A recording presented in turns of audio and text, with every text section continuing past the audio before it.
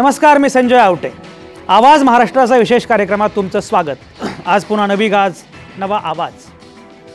नाना पाटेकर बोलले की त्याची बातमी कशी होते हे आपण अनेकदा बघितलेलं आहे, कारण नाना पाटेकरांची अनेकदा विधानं वादग्रस्त असतात.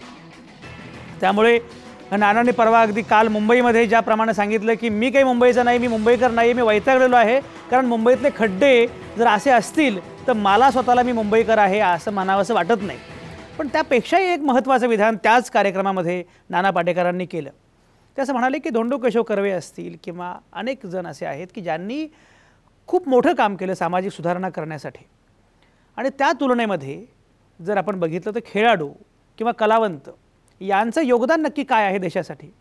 असं असताना खेळाडू आणि कलावंत यांना भारतरत्न पुरस्कार जो काही दिला जातो तो भारतरत्न त्यांना का दिला जातो, त्यांना भारतरत्न देण्याची काही गरज नाही, अशा प्रकारची भूमिका नाना पाटेकरांनी मांडली. त्यात त्यांनी अनेकांचा उल्लेख केला की बाबा आमटे मरणोत्तर त्यांना भारतरत्न दिलं पाहिजे.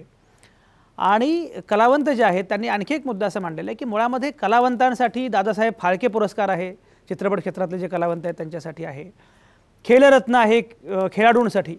मग त्यांच्यासाठी हे पुरस्कार असताना पुन्हा भारतरत्न पुरस्कार, भारतरत्न यांना पुन्हा का द्यायचा खेळाडूंना किंवा कलावंतांना, असा प्रश्न नानानं उपस्थित केला आहे. आता नानानं उपस्थित केला एवढाच मुद्दा नाही आहे. मुद्दा सगळ्यात महत्त्वाचा असा आहे की अनेकदा खेळाडू कलावंत यांची नावं पुढे येत असतात सातत्यानं भारतरत्नसाठी. म्हणजे सचिन तेंडुलकरला जेव्हा पुरस्कार दिला गेला भारतरत्न, तेव्हासुद्धा सचिन तेंडुलकरला द्यायचा, ध्यानचंदला द्यायचं की काय, अशी सगळी चर्चा सुरू होती.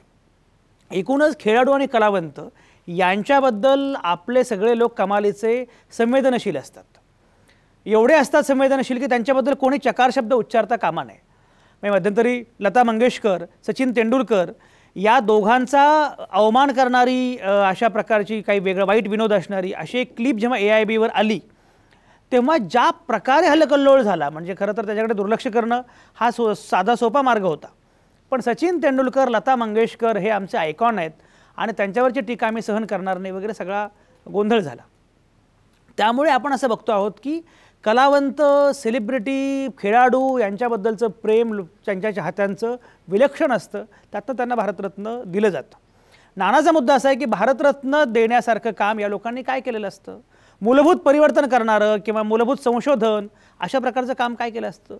म्हणजे सचिन तेंडुलकर सोबत एका शास्त्रज्ञाला भारतरत्न मिळालं हेही लोक विसरून गेले, त्यांचं नाव काय आहे हेही विसरून गेले. हे जे होतं की भारतरत्नच्या अनुषंगानं बाकीच्या क्षेत्रातल्या लोकांचा विचार केला जात नाही, त्यामुळे आणि खेळाडू कलावंतांचा विचार केला जातो. नाना पाटेकरांचा मुद्दा असा आहे की हे लोक पैसे घेऊन किंवा मोबदला घेऊन जे काही करायचं ते करतात, गातात, नाचतात, अभिनय करतात, खेळतात. मग भारतरत्न कशासाठी. भारतरत्नच्या अनुषंगानं हे जे विधान आहे किंवा हा जो मुद्दा आहे, खरंच असं घडतं का की खेळाडू, कलावंत किंवा सेलिब्रिटी, स्टारडम असणारे लोक भारतरत्नच काय, त्यांना अगदी पद्म पुरस्कार पण दिले जात असतात. अशा वेळी त्यामुळे मूलभूत संशोधन करणारे, मूलभूत काम करणारे, सामाजिक परिवर्तन करणारे असे लोक दुर्लक्षित राहतात.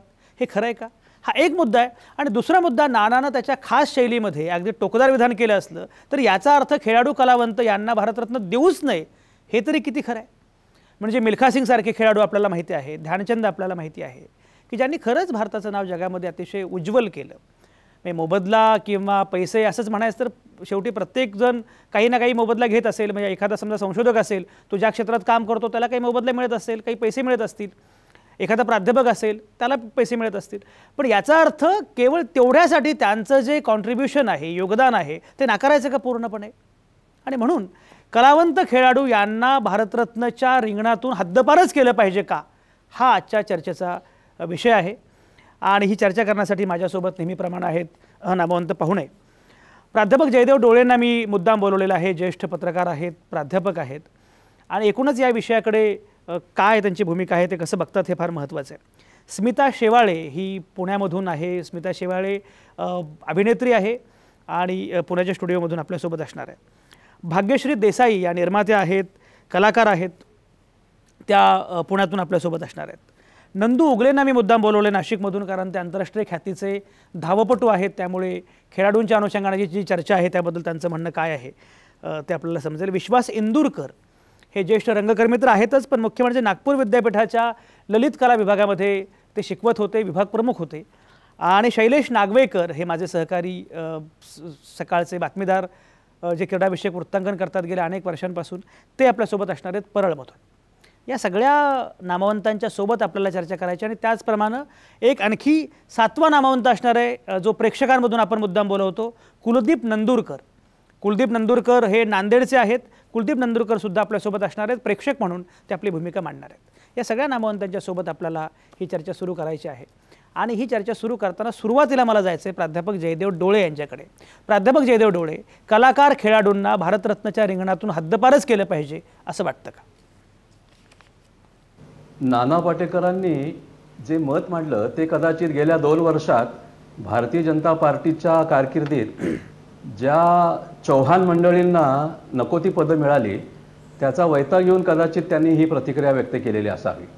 गजेंद्र चौहान FTIचे अध्यक्ष होणं, Chetan Chauhan National Institute of Fashion टेक्नॉलॉजीचं संचालक होणं किंवा पहिलाज निहलानीसारख्या अत्यंत 3rd ग्रेड चित्रपट दिग्दर्शकाला सेन्सॉर मंडळाचं अध्यक्ष करणं, तर हे नाना पाटेकरांना रुचलेलं दिसत नाही आहे. तेव्हा त्यांनी वैतागानं असं म्हटलं असेल की ह्या कलावंतांना आणि खेळाडूंना निदान काही पद्मश्री पद्मभूषण इथपर्यंत ठेवा, पण भारतरत्नापर्यंत विचार होऊ शकतो.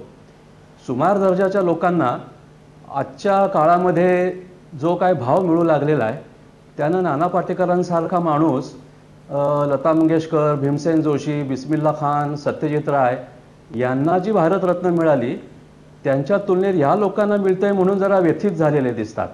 त्याच्यामुळं मोबदला असो, पैसा असो, प्रसिद्धी असो, तो भाग बाजूला, पण त्या मोठ्या लोकांच्या तुलनेमध्ये आज किरकोळ पदंसुद्धा अतिशय मामूली सुमार दर्जाच्या लोकांना मिळू लागली आहेत.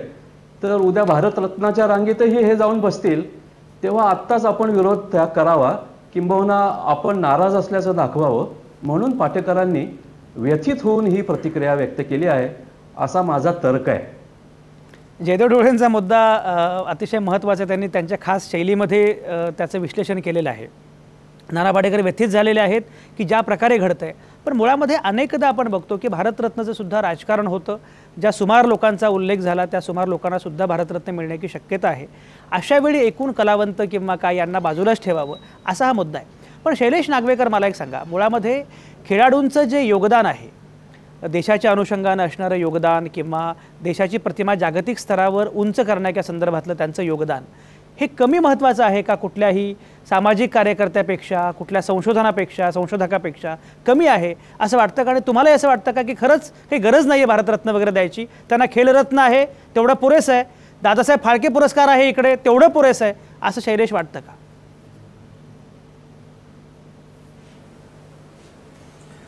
तसं डायरेक्ट आपल्याला म्हणता येणार नाही, कारण खेळाडू जो खेळतो, म्हणजे आपण जे खेळाडूंचा विचार केला, मग तो कोणत्याही खेळातला असो, की तो देशासाठी देशाचं प्रतिनिधित्व करत असतो. मग ते क्रिकेट असेल, ऑलिम्पिक असेल किंवा इतर कोणत्याही खेळातला असेल, की त्याला त्याचा योग्य सन्मान, त्याला त्याचा बहुमान मिळणं हे त्याला मिळालं पाहिजे. एक पत्रकार आणि एक खेळाडूचा चाहता म्हणून मला ते असं वाटतं, आणि इतर सगळे जे आपले खेळाडूंचे जे चाहते आहेत त्या सगळ्यांना वाटत असेल. पण प्रश्न येतो भारतरत्नचा, किंवा भारतरत्न किंवा पुरस्कार जो दिलेला आहे तो फक्त एकाच खेळाडूला दिलेला आहे की सचिन तेंडुलकरला. जे मी इकडे मुद्दा मांडतो की जो भारतरत्नासाठी जो नियमावली होती की ती नियमावली त्यात खेळाडूचा समावेश नव्हता. 2011 मध्ये तो बदलण्यात आला आणि तिकडे खेळाडूंसाठीचा तो ती खास बाब म्हणून तयार केले आणि सचिन तेंडुलकरला तो देण्यात आला गेला. आता माझा पुढे जाऊन असा मुद्दा येतो की केवळ सचिन तेंडुलकरलाच नको, की आपला अभिनव बिंद्राने ऑलिम्पिकमध्ये सुवर्ण पदक मिळवून दिले, तो सुद्धा त्याचा हक्कदार होतो. त्यामुळे खेळाडूंना हा पुरस्कार म्हणजे हा मोठा बहुमान जो आहे तो मिळालाच पाहिजे. आता इतरांची, नाना पाटेकर असतील किंवा इतरांची मतं वेगळी असतील, पण खेळाडूंना माझ्या मते ते देशाचं प्रतिनिधित्व करतात. संपूर्ण अख्खा एक देश आपलं ते एकत्र करतात. देशाचा आंतरराष्ट्रीय स्तरावरती आपल्या देशाची कीर्ती वाढवत असतात, प्रतिष्ठा वाढवत असतात. त्यामुळे त्यांना त्यांचा योग्य सन्मान हा मिळाला. शैलेश नागवेकर, तुमची भावना पोचली आहे, पण नंदू उगले, मला सांगा, तुम्ही धावपटू आहात. सचिनला जर भारतरत्न द्यायचं तर सचिनच्या दर्जाचे असे 25 खेळाडू समजा भारतामध्ये असतील, त्यांचा खेळ वेगळा असेल, पण असे जर असतील तर मग सचिनला द्या, मग मिल्खा सिंगला द्या, मग ध्यानचंदला द्या. म्हणजे असं होईल की दरवर्षीचं भारतरत्न हे एका खेळाडूलाच जाईल. सचिननं नाव उज्ज्वल केलं भारताचं म्हणजे काय, जे काही 10-12 देश खेळतात क्रिकेट त्या तुलनेमध्ये काहीतरी त्यानं पराक्रम केला असेल. मग तुमचे धावपटू तर त्यापेक्षा खरंच जागतिक दर्जाचं काम करत असतात. अशा वेळी मुळामध्ये नंदू उगले मला सांगा की खेळाडूंना जर द्यायचं असेल भारतरत्न तर त्यामध्ये क्रिकेटलाच प्राधान्यक्रम मिळतो आणि बाकीचे खरे खेळ जे आहेत की जे खऱ्या अर्थानं जागतिक प्रतिमेच्या अनुषंगानं महत्त्वाचे आहेत ते मात्र दुर्लक्षित राहतात असं वाटतं का? प्रथमतः मी साम मराठीचे अभिनंदन करतो आणि त्यांनी मला या ठिकाणी बोलवलं त्याबद्दल मी त्यांना धन्यवाद देतो. तसं जर पाहिलं खेळाच्या बाबतीमध्ये तर क्रिकेट हा जर विषय जर म्हटलं तर हा क्रिकेटचा खरोखर उदय झालेला आहे. बाकी जे इतर जे खेळ आहेत, कबड्डी आहेत, खो खो आहेत, त्याच्यानंतर हॉलीबॉल आहे, हँडबॉल आहेत, अनेक प्रकारचे चांगले खेळ आहेत. या खेळाकडे बऱ्याच वेळा दुर्लक्ष केलं जातं आणि क्रिकेट म्हणून सगळ्या गोष्टी क्रिकेटलाच प्राधान्य दिलं जातं. तर माझं असं म्हणणं आहे नुसतं क्रिकेटला जर तुम्ही प्राधान्य दिलं तर भविष्यामध्ये हे जे बाकीचे जे खेळ आहेत हे नामशेष होऊन जातील. त्यामुळं या खेळाला देखील प्राधान्य द्यावं, प्रत्येक खेळाला प्राधान्य दिलं पाहिजे अशी माझी मनापासून इच्छा आहे. प्राध्यापक विश्वास इंदुरकर मला सांगा की मुळामध्ये तुम्ही प्राध्यापक म्हणून काम केलेलं आहे, तुम्ही ललित कला विभागाचे विभाग प्रमुख होतात म्हणून तुम्हाला मी हा मुद्दा विचारतो. म्हणजे नानाचं विधान काय आहे ते क्षणभर आपण बाजूला ठेवू, पण मगाशी ज्याप्रमाणे प्राध्यापक जयदेव डोळे सांगत होते की एका अर्थानं नानाची प्रतिक्रिया ही व्यथित होऊन प्रतिक्रिया आहे की सुमार लोकांची सद्दी वगैरे. पण त्यामध्ये एक आणखी महत्त्वाचा मुद्दा आहे. तो मुद्दा असा आहे की अनेकदा या कलावंतांचं, खेळाडूंचं किंवा सेलिब्रिटीजचं जे दैवतीकरण होतं त्याचाही वैताग येऊन कदाचित असं विधान कोणीतरी करू शकतं. तुम्हाला असं वाटत नाही का की मुळामध्ये भारतरत्न आपण क्षणभर बाजूला ठेवू, भारतरत्न दिलं पाहिजे, द्यायला नको, भारतरत्न दिल्यामुळे काही फरक पडत नाही, न दिल्यामुळे काही फरक पडणार नाही, पण याचं जे दैवतीकरण होतं आहे आणि त्याच्यामुळे जो वेगळा मेसेज जातो आहे तो मात्र जरा भयानक आहे असं प्राध्यापक विश्वास इंदुरकर तुम्हाला वाटतं का? माझं नाव विनोद इंदुरकर आहे, हे पहिले मी तुम्हाला सांगू इच्छितो. अच्छा, माफ करा प्राध्यापक विनोद इंदुरकर. काय हरकत नाही.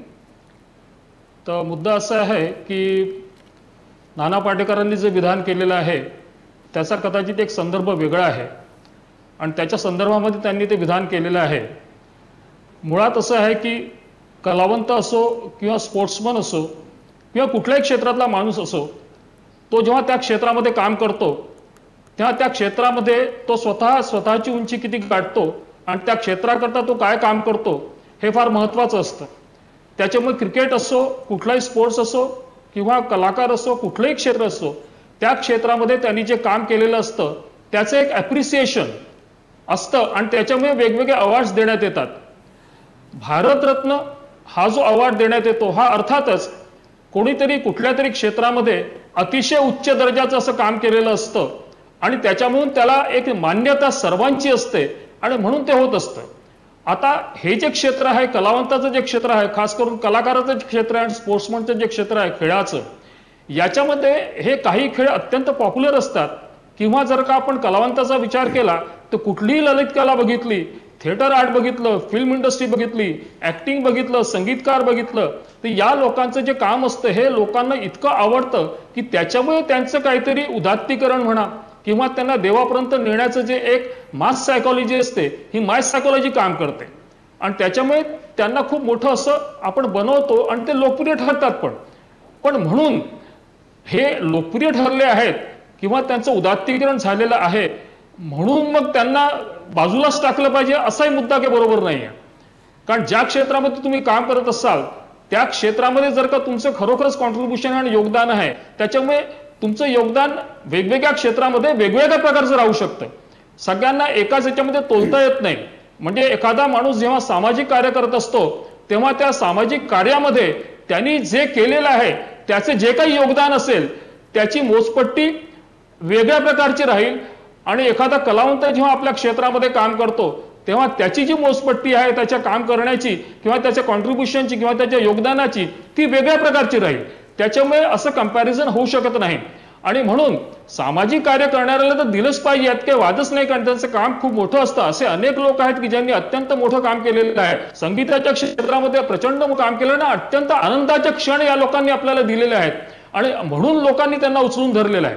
आपण कुठल्या एखाद्या क्षेत्राला तुम्ही बाजूला नाही करू शकत की आता स्पोर्ट्स मधला आहे म्हणून त्याला द्यायचं नाही भारतरत्न, किंवा संगीतच्या क्षेत्रातला आहे किंवा कलावंताच्या क्षेत्रातला आहे किंवा आर्टच्या क्षेत्रातला आहे म्हणून त्याला द्यायचं नाही, असा मुद्दा काही बरोबर नाहीये असं मला वाटतं. प्राध्यापक विश्वास इंदुरकर, तुमचा मुद्दा अतिशय महत्त्वाचा आहे. प्राध्यापक विनोद इंदुरकर, प्राध्यापक विनोद इंदुरकर, मी माझ्या टीमने जी यादी दिली त्यांच्यावर विश्वास ठेवून जरा तुमचं नाव वारंवार विश्वास असं म्हणतो आहे. प्राध्यापक विनोद इंदुरकर, माझ्या टीमचे लोक हसतायत. ज्यांनी माझ्याकडे चुकीचं नाव दिलं ते लोक हसतात की अरे आमची चूक झालेली आहे. पण एनिवेज प्राध्यापक विनोद इंदुरकर, तुमचा मुद्दा अतिशय महत्त्वाचा आहे. प्राध्यापक जयदेव डोळे, मला एक सांगा की मुळामध्ये ज्या पद्धतीने आत्ता सेलिब्रिटीज किंवा याच्याबद्दल बोललं जातं, एक तर ठीक आहे म्हणजे जगातल्या सगळीकडेच कलावंत किंवा खेळाडू यांना स्टारडम मिळतं, पण जगातल्या बाकीच्या ठिकाणी तेच स्टारडम हे संशोधकांना सुद्धा मिळतं, सामाजिक कार्यकर्त्यांना सुद्धा मिळतं. म्हणजे नोम चोम्स्कीसारखा माणूस हा अगदी जगदविख्यात विचारवंत म्हणून पुढे येऊ शकतो, किंवा साहित्यिकांना सुद्धा त्या प्रकारचं ग्लॅमर मिळतं. स्टीफन हॉकिंगसारख्या माणसाला त्या प्रकारचं ग्लॅमर मिळतं.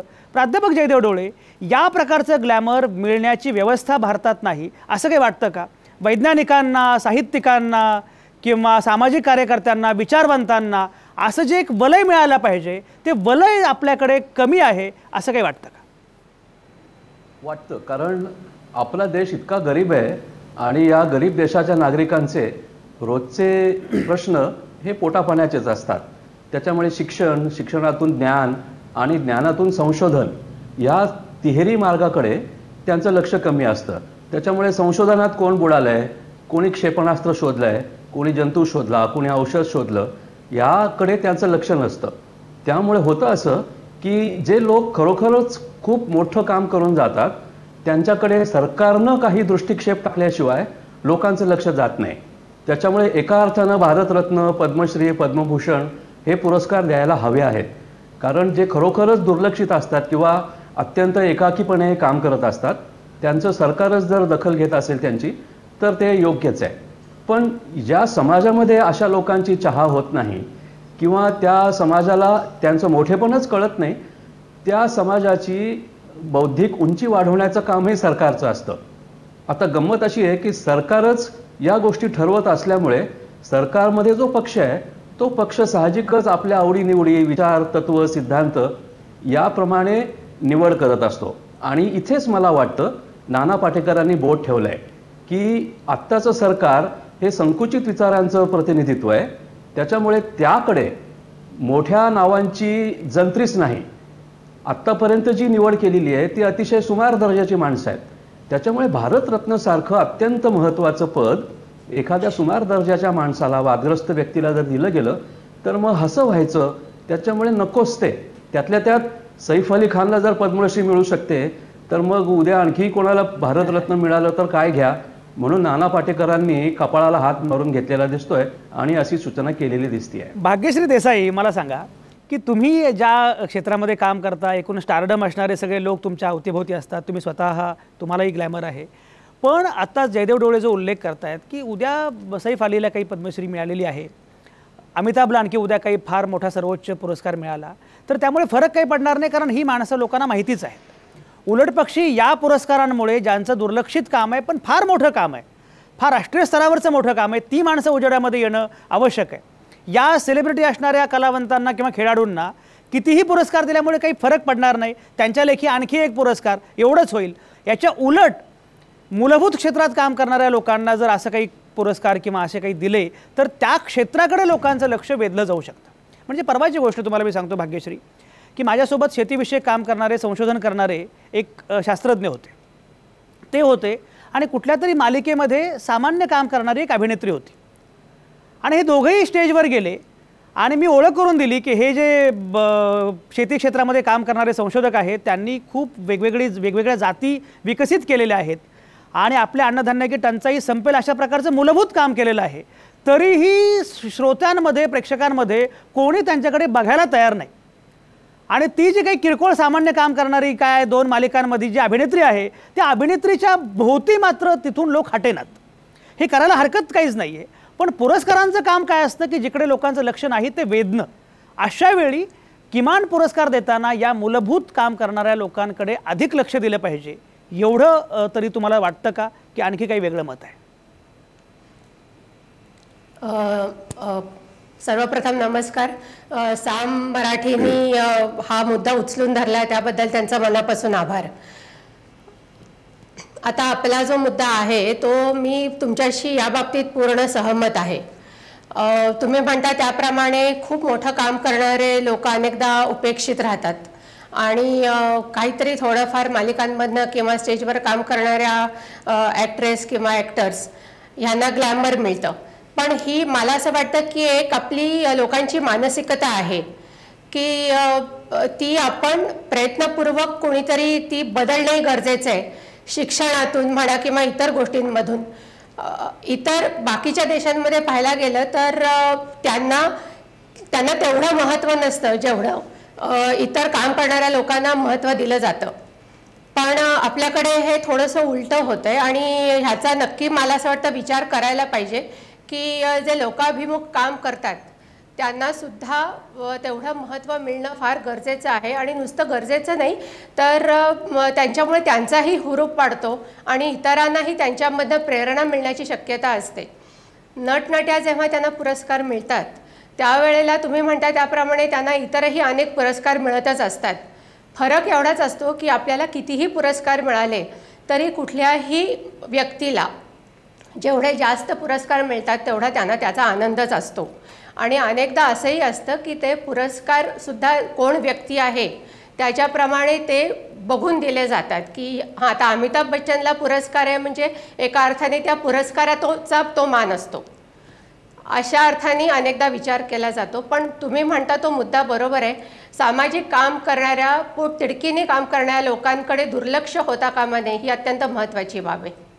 स्मिता शेवाळे, मला सांगा की तुम्ही आत्ता ज्या क्षेत्रामध्ये काम करताय अगदी अल्पावधीतच आपण टी व्हीवर दिसतो, पडद्यावर दिसतो, लोकांना माहिती होतो आणि मग अरे तुम्ही त्याच का वगैरे लोक विचारतात, त्याचं एक वेगळं ग्लॅमर मिळतं वगैरे, हे सगळं ठीक आहे.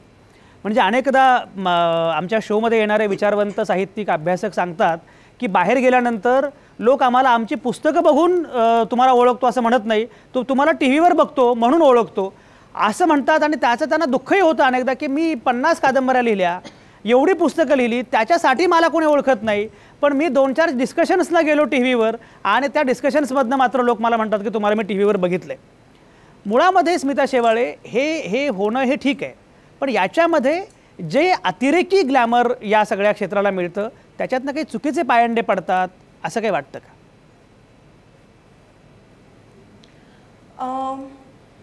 पहिली गोष्ट, मी आपला जो महत्त्वाचा मुद्दा आहे त्याविषयी मी आधी बोलीन की भारतरत्न पुरस्कार हा भारताचा सर्वोच्च नागरिक म्हणून सन्मानित केलं जातं. त्यांना भारतरत्न पुरस्कार दिला जातो आणि हा सन्मान योग्य व्यक्तीला जावा ज्यांनी भारतासाठी खूप केलेलं आहे, आपल्या देशासाठी खूप परोपकाराच्या भावनेने काहीतरी केलेलं आहे, म्हणून तो पुरस्कार त्याला दिला जावा असं कुठेतरी नानांचं मत आहे. आणि या मतामुळे त्यांनी जे काय आहे ते स्टेटमेंट केलेलं आहे. पहिली गोष्ट. दुसरा मुद्दा आहे की आपल्या नागरिक, भारताचे नागरिक जे आहेत, तुम्ही म्हणालात मगाशी की डेली सोपमध्ये काम करणारी 2-3 कुठल्या तरी सिरियलमध्ये काम करणाऱ्या मुलीला खूप ओळखत होते, पण ते शेती संशोधक एवढे मोठे सायंटिस्ट होते, त्यांना एवढं मोठं काम करूनही त्यांना कोणी तिथे तितक्या प्रमाणात विचारत नव्हतं. तर मुद्दा हा आहे की नागरिकांनी अभ्यासक वृत्तीनं बघणं फार गरजेचं आहे. आता हे आपण प्रत्येकाला सांगू नाही शकत की तुम्ही काय पद्धतीनं बघा. मीडिया हा विषय असा आहे की तो पटकन पोचतो. आज सिरियलमध्ये काम करणाऱ्या मुली, म्हणजे मी सुद्धा सिरियल्स केले आहेत, काम करणारे आम्ही लवकर प्रेक्षकांपर्यंत पोचतो. पण ही तितकीच खरी गोष्ट आहे की 2 वर्षानंतर जेव्हा ती सिरियल बंद पडते तेव्हा परत मध्ये जेव्हा मोठा गॅप पडतो तेव्हा आम्हाला ओळखत नाही. त्याच्यामुळे हे खूप तात्पुरतं आणि थोडंसं ग्लॅमर आहे आणि त्याच्यावर आपण कुठल्याही अतिशय महत्वाचा मुद्दा आहे तुमचा स्मिता. मुद्दा अतिशय महत्वाचा आहे. प्राध्यापक विनोद इंदुरकरांकडे मी परत जातोय. आता मी नाव अगदी बरोबर घेतलेले प्राध्यापक विनोद इंदुरकर, बरोबर ना? हा, तर प्राध्यापक विनोद इंदुरकर, मला सांगा की मुळामध्ये हा जो मुद्दा आहे त्या स्मिताचा मुद्दा फार महत्वाचा आहे. स्मिता असं म्हणाली की हे बरोबर आहे, आमचं पटकन नाव होतं, म्हणजे जय मल्हार मालिका आली, मग त्याचा हिरो लोकांना एवढा माहिती होतो की कालपर्यंत अगदी माहीत नसणारा माणूस तो एकदम दिसायला लागतो. पण हे पण तेवढंच खरं आहे की 2 वर्षात जर तो दिसला नाही तर तो कोण कुठे गेला हेही लोकांना माहिती नसतं. त्यामुळे मुळातच हे काम एका अतिशय तात्पुरत्या स्वरूपाचं असतं. अशा वेळी प्राध्यापक विनोद इंदुरकर दीर्घकालीन काम करणारे जे लोक आहेत, म्हणजे ठीक आहे लोकांनी काय लक्षात ठेवावं, लोकांनी कोणाचा उदो करावा हा लोकांचा प्रश्न आहे. लोकांना शेवटी त्या प्रकारेच तो उदो त्यांना करायचा असतो. पण सरकारी यंत्रणेनं तरी जरा दीर्घकालीन दृष्टी ठेवून या प्रकारच्या लोकांना सन्मानित केलं पाहिजे. म्हणजे जयदेव डोळे मगाशी जे म्हणत होते की या सरकारमुळं अमर्त्य सेनांना राजीनामा द्यावा लागला, अनिल काकोडकरांना राजीनामा द्यावा लागला, आणि हे सगळं होत असताना दुसरीकडे चेतन चव्हाण, गजेंद्र चव्हाण अशी जी माणसं आहेत त्यांना मात्र ग्लॅमर मिळते, अनुपम खेर काहीतरी बोलत असतात. या सगळ्यामध्ये हा मुद्दा थोडा व्यापक आहे. सरकारी यंत्रणेनं, सरकार नावाच्या संस्थेनं दीर्घकालीन काम करणाऱ्या लोकांना बळ देणं आणि त्यांची दखल घेणं हे एका अर्थानं संदेश देण्यासाठी आवश्यक आहे. असं वाटतं का? भारतरत्न क्षणभर सोडा, एकूण व्यापक अर्थाने किती महत्त्वाचं वाटतं? नाही, सरकारने यासंबंधी अत्यंत गंभीर असलं पाहिजे असं मला वाटतं. सरकारने कुठलाही असा निर्णय घेण्यापूर्वी अत्यंत गंभीर असलं पाहिजे असं मला वाटतं. आणि ही गंभीरता त्यांच्या कामातून ती दिसली पण पाहिजे. काही लोकांनी राजीनामे दिलेले आहेत हे खरं आहे, पण त्यांनी जे राजीनामे दिले असतील त्यांच्याजवळ स्वतःची कारणं आहेत. पण हा मुद्दा मात्र महत्त्वाचा आहे की सरकारने या बाबतीमध्ये अतिशय गंभीर असलं पाहिजे. आणि आपण जेव्हा कोणाचं मूल्यमापन करतो, कोणाच्या कामाचं आपण जेव्हा मूल्यमापन करतो, त्यांनी किती मूलभूत प्रकारचं काम केलेलं आहे, समाजाकरता त्याचा काय उपयोग झालेला आहे, देशाकरता आणि राष्ट्राकरता त्याच्या कामाचा काय उपयोग झालेला आहे, काय होणार आहे, त्याचे पुढचे परिणाम काय होणार आहेत, त्याच्या आधीच्या लोकांना सुद्धा त्याच्यावरती काय परिणाम होणार आहे, हे सगळे जे महत्त्वाचे मुद्दे आहेत हे सरकारने अतिशय गांभीर्याने त्याकडे लक्ष दिलं पाहिजे. कोणी काही राजीनामा देत असेल तो त्यांचा वैयक्तिक प्रश्न आहे, त्याच्याबद्दल मी जास्त बोलणार नाही. मात्र राजीनामा द्यावासा जर का काही लोकांना, काय म्हटलं? बोला, काहीच बोललो नाही, ऐकतोय. काही लोकांना राजीनामा द्यावासा वाटला असेल, त्यांचे आपले कारण आहेत, त्याच्याबद्दल मी बोलणार नाही. बरोबर. प्राध्यापक इंदुरकर तुमचा मुद्दा पोहोचला. प्राध्यापक विनोद इंदुरकर तुमचा मुद्दा पोहोचला. मला आता ब्रेक घ्यायचा आहे. पण एकूण हा विषय अतिशय महत्त्वाचा आहे. सेलिब्रिटी किंवा स्टारडम ज्या लोकांना मिळतं त्यांना सर्वसामान्य माणसांच्या लेखी फार महत्त्वाचं आहे, ठीक आहे. पण सरकार नावाच्या व्यवस्थेनं सुद्धा हेच करायला पाहिजे का? मग कुठला तरी सलमान खान कोणासोबत तरी पतंग उडवतो म्हणून मग त्याला सगळी संधी मिळणार, त्याला बाकीची निमंत्रणं मिळणार आणि प्रत्यक्षात ड्रंक अँड ड्राईव्हमध्ये तो बाकीचे उद्योग करणार, सुलतानच्या निमित्तानं काहीतरी नको ती अश्लील शेरेबाजी करणार आणि तरीही त्याला तेवढंच महत्त्व मिळणार. उद्या सलमान खानलाही काहीतरी आणखी नवा पुरस्कार मिळेल.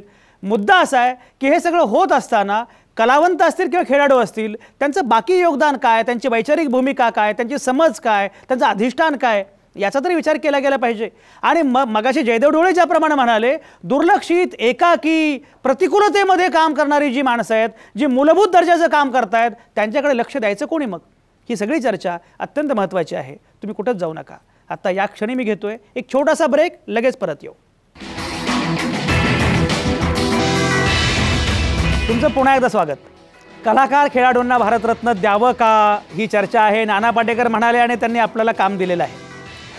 नाना पाटेकर म्हणाले की खरं म्हणजे कलाकार खेळाडू यांना भारतरत्न द्यायची गरजच नाही आहे, त्यापेक्षा मूलभूत क्षेत्रांमध्ये काम करणारे बरेच लोक असतात. आपण चर्चा करतोय आणि साधारणपणे असा एक सूर दिसतो आहे की कलावंतांना किंवा खेळाडूंना दिलं पाहिजे, पण त्याचवेळी जे अगदी दुर्लक्षित क्षेत्रांमध्ये काम करतायत पण मूलभूत काम करतायत त्यांनाही ते महत्त्व दिलं पाहिजे.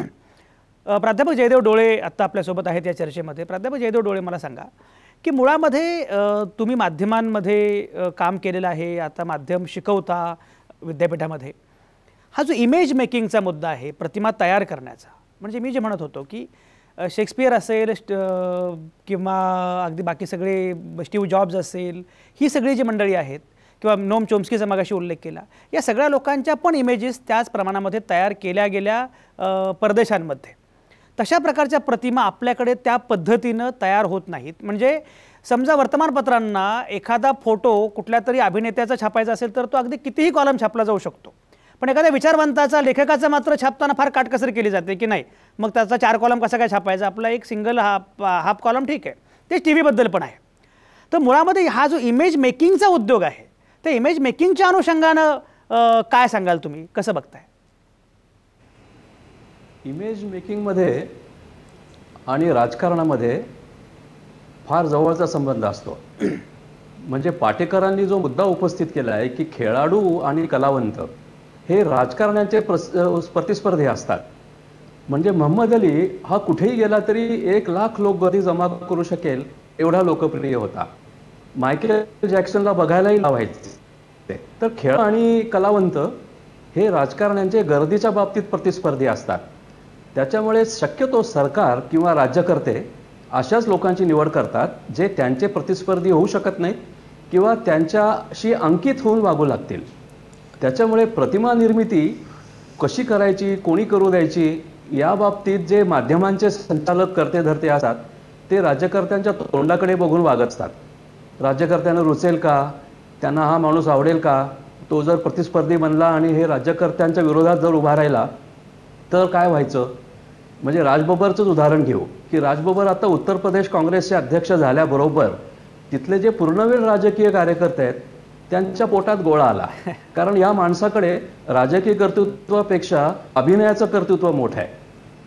उघड आहे की त्याच्यामुळे राजकीय कार्यकर्त्यांच्या पोटावर पाय आला. तेव्हा सरकार असो की राज्यकर्ते असो खेळाडू आणि कलावंतांची निवड ते याच लोकांची करणार जे त्यांच्याशी स्पर्धा करू शकणार नाहीत, त्यांच्याशी अंकित होतील किंवा ते फार तर स्वीकारून दूर जाऊन बसतील. त्याच्यामुळे इमेज मेकिंगचे जे माध्यमांचे जे संचालक असतात त्यांचं आणि सरकारचं जवळचं संपर्क असतो. बरेचसे कर, फायदे तोटे, आयात निर्याताच्या गोष्टी, मजिठिया आयोगासारखा प्रश्न.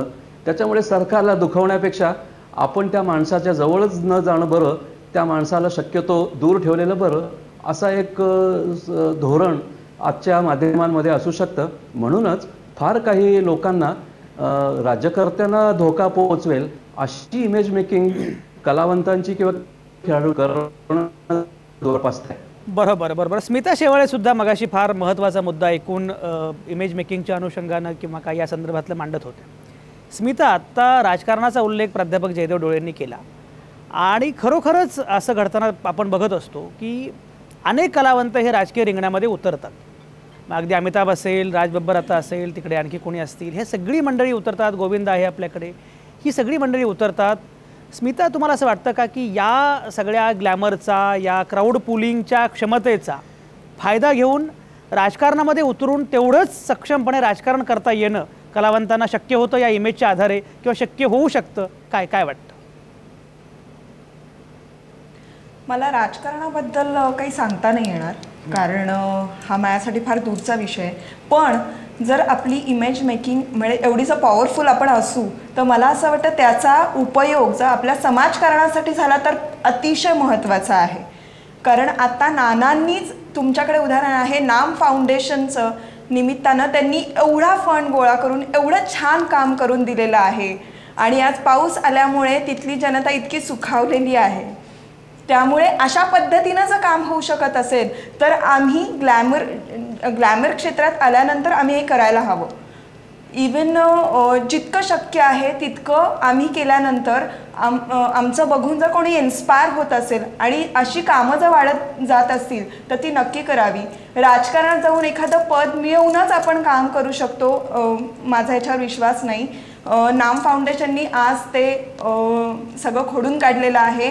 आज नानांचं एवढं मोठं नाव आहे, ते स्पष्टोक्ते आहेत, त्यांना जे म्हणायचं आहे ते अतिशय स्पष्ट आणि असं टू द पॉइंट ते सांगतात आणि त्याच्यामुळे ते स्मिता ठीक आहे. नाना पाटेकरांनी आपल्याला काही पुरस्कार द्यायचा नाहीये, पण एक जो मुद्दा आहे की नाम फाउंडेशनच्या अनुषंगानं नाना पाटेकर काही काम करतोय.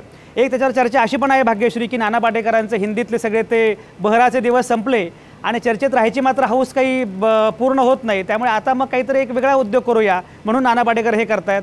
मकरंद अनासपुरेंबद्दलही मराठीमध्ये असं बोललं जाऊ शकतं. त्यामुळे त्यांच्या नाम फाउंडेशनचं काम चांगलं आहे, पण त्यांच्या व्यक्तिमत्वाला आणि त्यांच्या कामालाही काही फार वेगळा पुरस्कार देऊन उगाच ग्लोरिफाय केलं पाहिजे असंही मला वाटत नाही. पण भाग्यश्री, मला सांगा की मुळामध्ये अनेकदा म्हणजे नाम फाउंडेशनचा चांगला प्रयत्न आहे, याच्यामध्ये काही शंकाच नाही. आमिर खाननं सत्यमेव जयतेच्या निमित्तानं असा प्रयत्न केला, हाही चांगला भाग आहे. अनेकदा या खरं म्हणजे ज्या इमेजेस असतात, म्हणजे सचिन तर अगदी आता खासदार आहे, पण तो खासदारकीचा काय उपयोग करतो माहीत नाही. कधी खासदार म्हणून सचिननं कुठल्या प्रश्नावर संसदेमध्ये तोंड उघडलं आहे असं काही दिसत नाही. खरं म्हणजे तुमच्या प्रतिमेचा उपयोग, म्हणजे आता स्मितानं सांगितलं की राजकारण नाही समाजकारण, तर स्मिता बिचारी अशा संस्कारात वाढलेली दिसते आहे की राजकारण म्हणजे काहीतरी चुकीचं आहे आणि समाजकारण म्हणजे काही थोर आहे. तर राजकारणाबद्दल काही फार असं नाक मोरडण्याची, राजकारणाबद्दल स्मिता असं काही नाक मोरडण्याची गरज नाही. राजकारण ही उलट फार थोर गोष्ट आहे जगातली. माझं म्हणणं आहे की तुमच्याकडे जर ती पॉवर असेल तर त्या पॉवरचा जर अशा पद्धतीनं उपयोग केला ज्याच्यामुळे 4 लोक कामं करू शकतील आणि इन्स्पायर होऊन आणखीन ग्रुपनी जर कामं वाढत गेली आणि ते आपल्या समाजासाठी उपयोगाचं असेल तर का नको. म्हणजे अंतिमतः राजकीय नंतरच मी काम करायचं. म्हणजे स्मिता अंतिमतः राजकीय प्रक्रिया प्रभावित करणं, राजकीय प्रक्रियेमध्ये हस्तक्षेप करणं हेच तर काम आहे. शेवटी काय, शेवटी राजकीय प्रक्रियेमध्ये हस्तक्षेप करायलाच पाहिजे ना. तो करण्यात काही गैर नाहीये. राजकारण म्हटलं की नाही मी नाही बाबा राजकारणाबद्दल बोलणार. महत्वाचं आहे राजकारणाबद्दल मी नाही बाबा बोलणार. ते महत्वाचं आहे. ते ऑर्कुडवर पूर्वी प्रोफाईल असायचं स्मिता, बरं का स्मिता, ऑर्कुडवर पूर्वी प्रोफाईल असायचं, त्यामध्ये लोक लिहायचे त्यांच्या हॅबिट्सबद्दल, याच्याबद्दल, smoking no, drinking no, political line apolitical, म्हणजे दारू पित नाही, सिगरेट ओढत नाही, अराजकीय आहे, म्हणजे काहीतरी आपण फार चांगले आणि सभ्य आहोत असं अनेकदा वाटतं. पण राजकीय प्रक्रिया प्रभावित करणं हे महत्त्वाचं असतंच. भाग्यश्री, माझा मुद्दा असा आहे की ज्या इमेजचा उल्लेख आता स्मितानं केला आणि चांगल्या अर्थाने केला, नाम फाउंडेशनचा उल्लेख त्या अर्थाने फार महत्त्वाचा आहे, त्याचं मी कौतुकच करतो. म्हणजे मी आत्ता जरी काही बाकी बोललो असतो त्या कामाचं कौतुकच आहे. मुद्दा असा आहे की या प्रतिमेचा उपयोग करून खरोखर समाजामध्ये सकारात्मक काम करण्याची क्षमता असताना, पैसे असतील, लोक आपलं ऐकतायत, असं सगळं असताना, म्हणजे सत्यमेव जयतेसारखा शो दुसऱ्या कुठल्याही माझ्यासारख्या अँकरनं केला असता तर रविवारी 11 वाजता तो कोणी बघितला असता असं मला अजिबात वाटत नाही. पण आमिर खाननं सत्यमेव जयते केला आणि एक चळवळ उभी राहिली.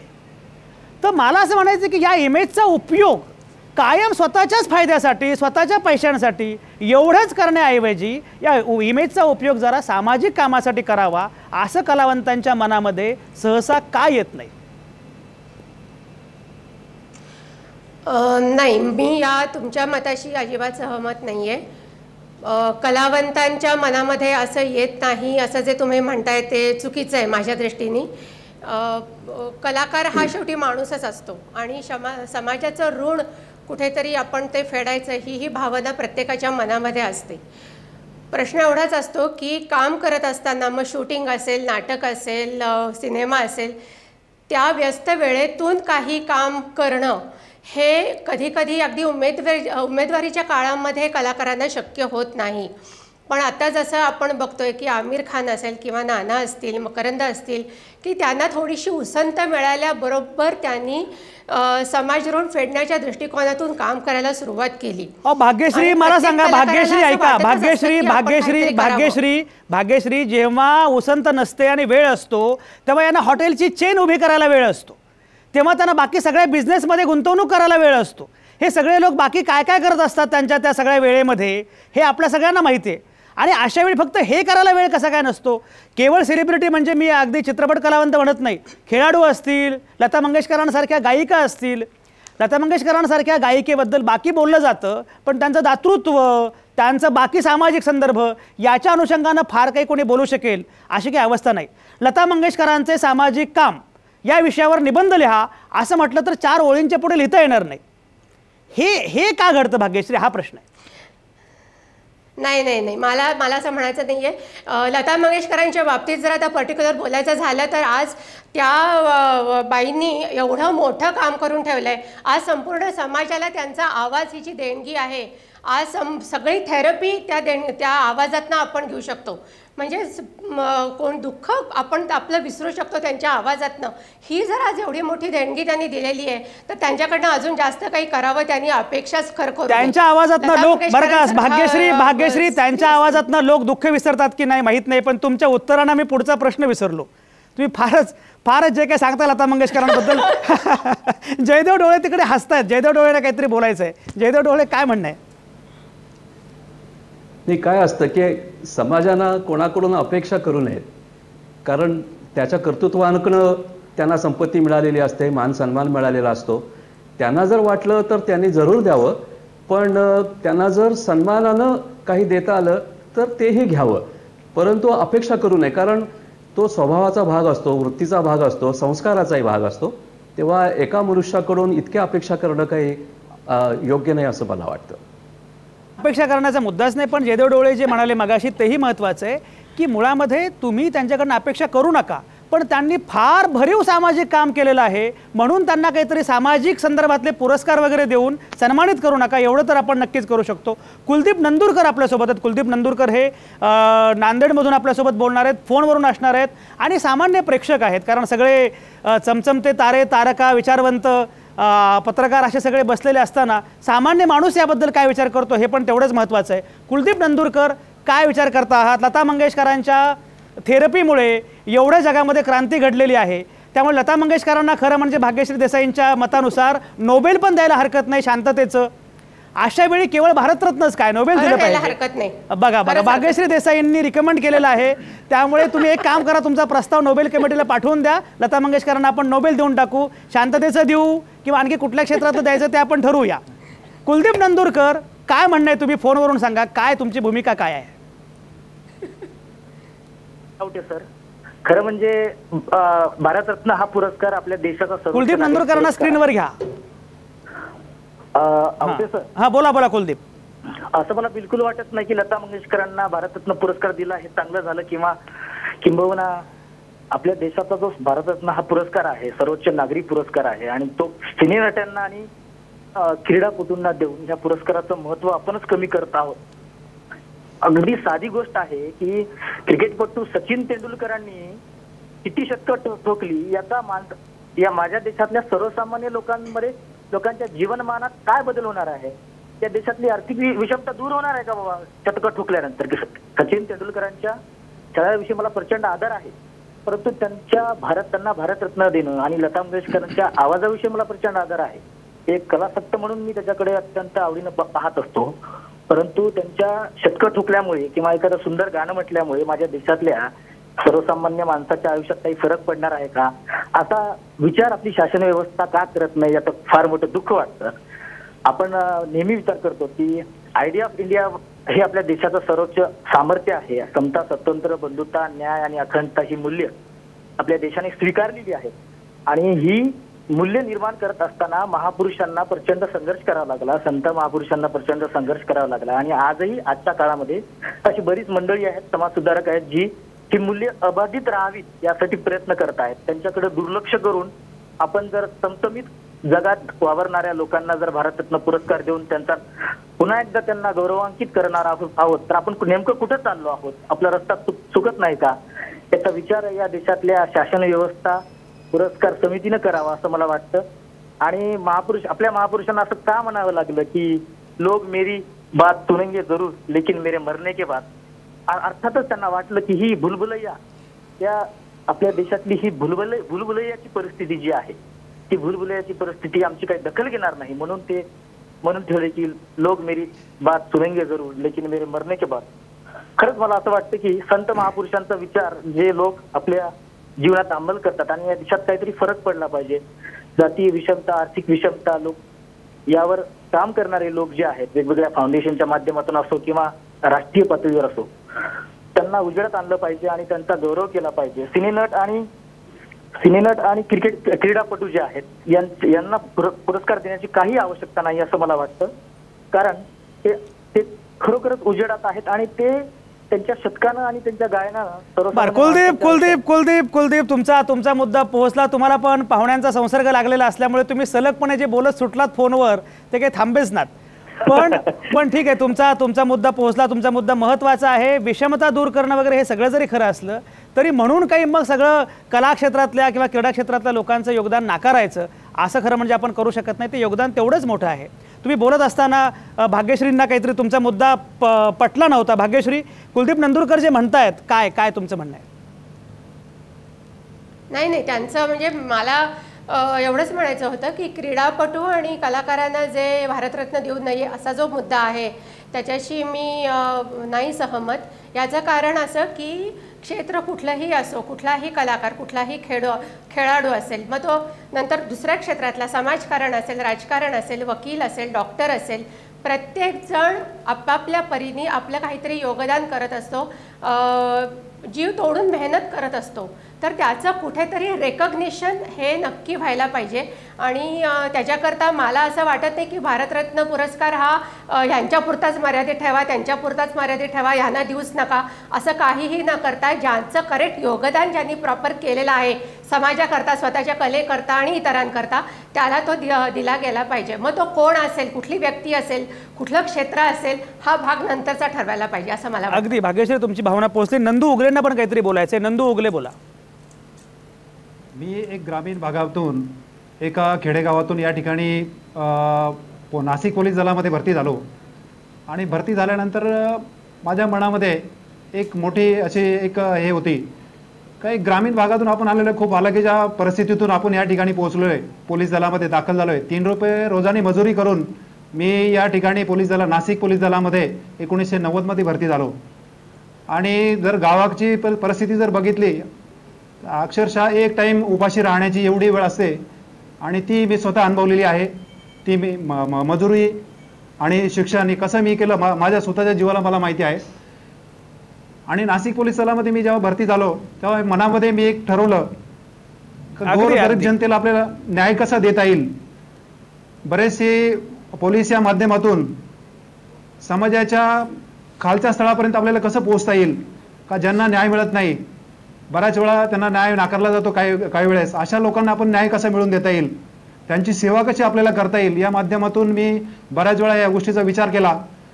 आणि तो विचार करून मी पोलीस दलामध्ये भरती झालो. आणि खरोखर मी माझं भाग्य समजतो की मला डायरेक्ट जनतेशी संपर्क साधता आला आणि जनतेच्या समस्या मला सोडवता आल्या. मी वयाच्या 41व्या वर्षी मी रनिंग या माध्यमाला सुरुवात केली. आणि या 5 वर्षाच्या कालावधीमध्ये बरोबर. नंदू उगले, तुमची भावना पोहोचली, तुमचा मुद्दा लक्षात आला. माझा वेळ खरं संपत आलेला आहे. पण शैलेश नागवेकर, 30 सेकंदांमध्ये मला सांगा की खेळाडूंचं शेवटी, आता मगाशी कुलदीप नंदुरकर म्हणाले आर्थिक विषमता वगैरे, हे सगळं खरं आहे, पण याचा अर्थ तुम्ही क्रीडा क्षेत्रातल्या लोकांचं किंवा चित्रपट क्षेत्रातल्या किंवा कला क्षेत्रातल्या लोकांचं योगदान नाकारू शकत नाही. जगणं शेवटी सर्वंकष असतं. जगणं म्हणजे काही केवळ शेतीसंदर्भात काम करणं केवळ असं नाही आहे. जगणं हे सर्वंकष आहे. त्यामध्ये क्रीडा, साहित्य, विज्ञान सगळ्याच गोष्टी आल्या पाहिजेत. त्यांचं योगदान मान्यच केलं पाहिजे. पण मला सांगा शैलेश नागवेकर की मुळात क्रीडा क्षेत्रातल्या लोकांचं योगदान कुठल्या स्वरूपात मोजलं पाहिजे असं तुम्हाला वाटतं?